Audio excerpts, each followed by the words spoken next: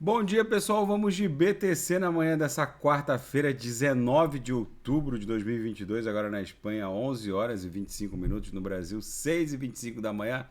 A BTC não conseguiu superar a mediana do canal de Keltner, mas segue plenamente vigente a cunha da nossa figura triangular. A gente tentou superar a mediana do canal de Keltner naquele pump do dia 14 de outubro, chegamos a fazer 19.951. Depois recuamos, tentamos de novo no dia 17, tentamos no dia 18 ontem e agora a gente abre um candle levemente vendedor. Mas segue o game, aqui na projeção a nebulosidade ficou flat. Na nossa banda de VWAP mensal a gente consegue ver com mais clareza que depois daquela agulhada aqui que ameaçou até...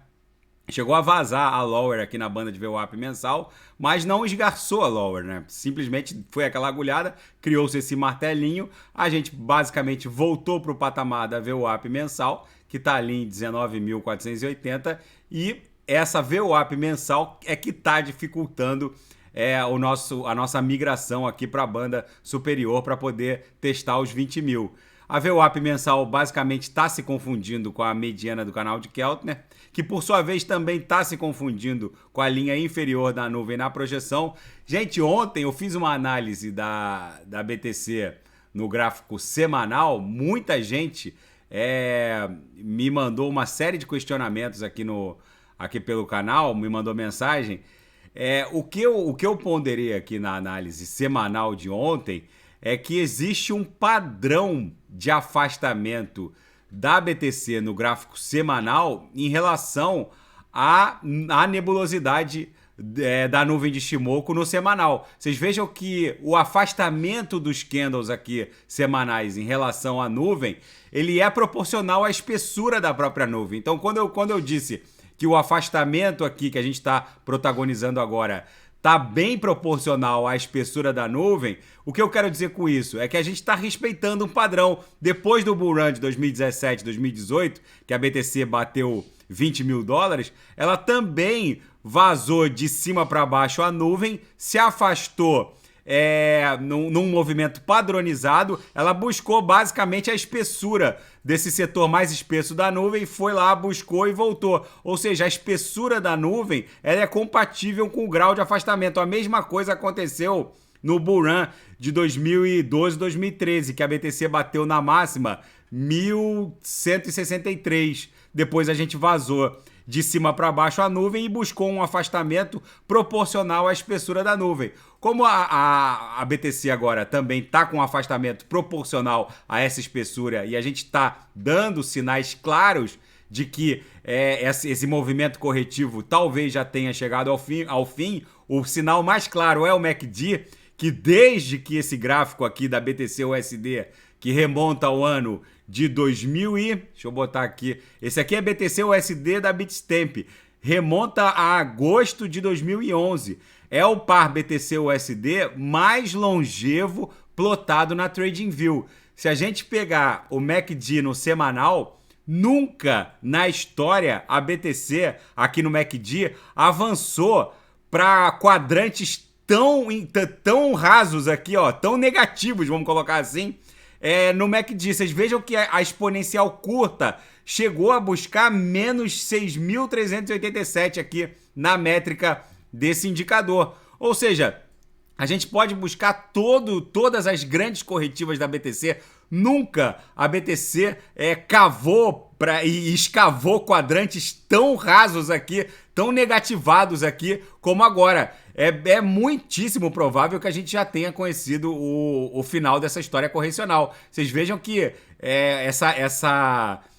a busca desses quadrantes tão negativados é insólita, não é normal. Isso aqui não costuma avançar para tantos quadrantes negativos, mas isso é outro sinal autônomo, fora todos os outros indicadores de caráter fundamentalista que estão rolando. Já eu vou analisar isso daí. E aqui no intraday a BTC tá didática, vocês vejam que a gente lambe a lower, volta para ver o up, lambe a upper, volta para ver o up, lambe a lower, volta para ver o up. A gente agora há pouco lambeu a lower e voltou para ver o up. Ontem os sinais fecharam rapidamente, todos os sinais ofertados. Hoje não vai ser diferente porque a BTC tá um reloginho suíço. E na seara fática, o que eu ia comentar com vocês, um outro sinal de caráter fundamentalista, no sentido de que a gente talvez já tenha encontrado o fundo dessa história correcional, é que tem uma reportagem muito interessante com um dirigente da Coinbase dizendo que os institucionais estão se movendo muito, mas muito rapidamente para o ambiente cripto, para o Web3, para as blockchains. Pode parecer num primeiro momento, para quem veio de fora, ou que entrou no topo, ou entrou no meio da caída, que a gente talvez esteja vivenciando um momento glacial em termos cotacionais. Mas em termos de adoção e uso exponencial das redes, isso tá uma loucura. É praticamente uma febre. Não existe nenhuma grande corporação empresarial que não esteja migrando de alguma maneira para o ambiente das blockchains. Esse dirigente diz que, repetindo, o que fez um Facebook, uma Apple valer trilhões é a teoria das redes.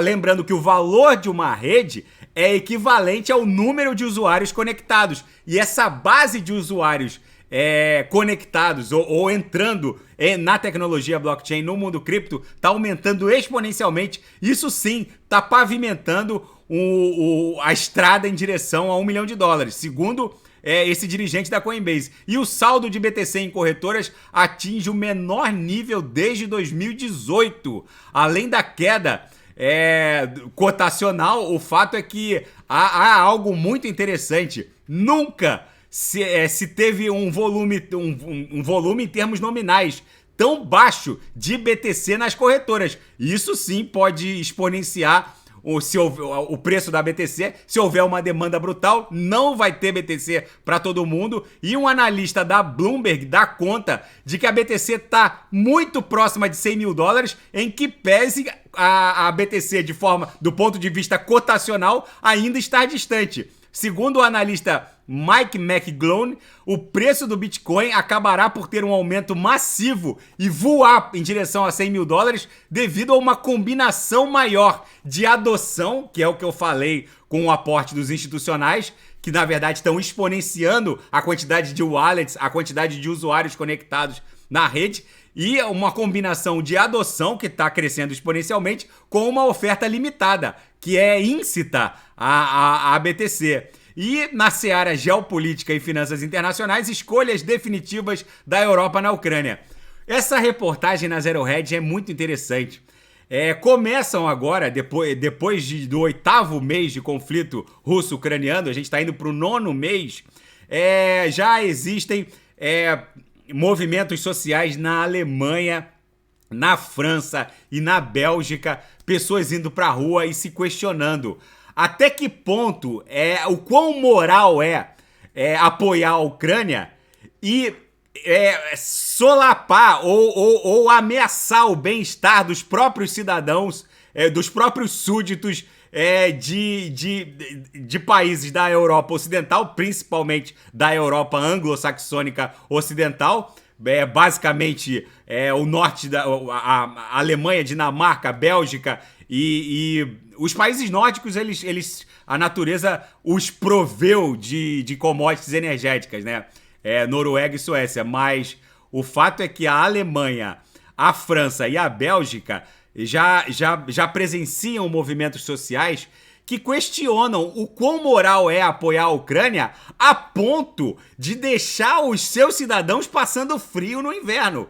É bizarra essa opção moralmente defensável dos dirigentes desses países de enterrar ou de defender esponte própria voluntariamente, sem nenhuma contrapartida, um país que tem uma relação mais do que simbiótica com a Rússia e que tem lá as suas divergências desde o período que encerrou que encerrou, na verdade essa guerra encerrou o período pós-Guerra Fria e está iniciando uma outra era do ponto de vista geopolítico. Mas até que ponto é moralmente defensável que dirigentes de países da Europa Ocidental se metam em questões que, na verdade, ainda remontam ao período soviético e que está impondo uma conta a ser paga pelos cidadãos dos países da Europa Ocidental muito alta. Não é só a fatura de energia que praticamente triplicou. Agora essa crise começa a se espraiar em todos os setores da economia europeia e agora os dirigentes desses países começam a ter que lidar com a insatisfação dos seus próprios cidadãos. E as importações de petróleo na China disparam, enquanto Pequim se prepara para suprir a demanda europeia de combustível. Isso é outra bizarrice. Se a gente olhar os números de importação de petróleo pela China, praticamente todo esse petróleo está vindo da Rússia. E a China está refinando e revendendo para os europeus. Ou seja, os europeus estão se auto-infligindo uma conta bizarra. Não só do ponto de vista geopolítico, mas econômico. Ou seja, até que ponto essa guerra é defensável se a própria China está fazendo uma dobradinha com a Rússia e mandando de volta todo esse combustível que moralmente não pode ser aceito pelos europeus, mas que são muito bem-vindos não só pela China, mas até Singapura tá batendo recorde de importação de petróleo russo, porque tá fazendo um bate-volta. Pega o petróleo russo e manda pra Europa, ganhando bilhões e bilhões de dólares nessa operação. E parece que os europeus estão se auto-infligindo uma pena por um conflito que nem lhes pertence diretamente, vamos colocar assim. Na verdade, o que o mundo está presenciando é uma tensão geopolítica entre Estados Unidos, Rússia e China, e os cidadãos europeus estão meio que entrando de gaiato nessa história. Mas os europeus também não são bobos e agora começam movimentos sociais a questionar até que ponto é moralmente defensável esse conflito russo-ucraniano que remonta a questões soviéticas mal resolvidas entre ambos os países, mas que, mesmo que seja moralmente defensável, não é economicamente factível impor tantas restrições aos cidadãos europeus e enterrar a Europa Ocidental numa crise econômica sem precedente. E o Senado norte-americano busca 10 bilhões de dólares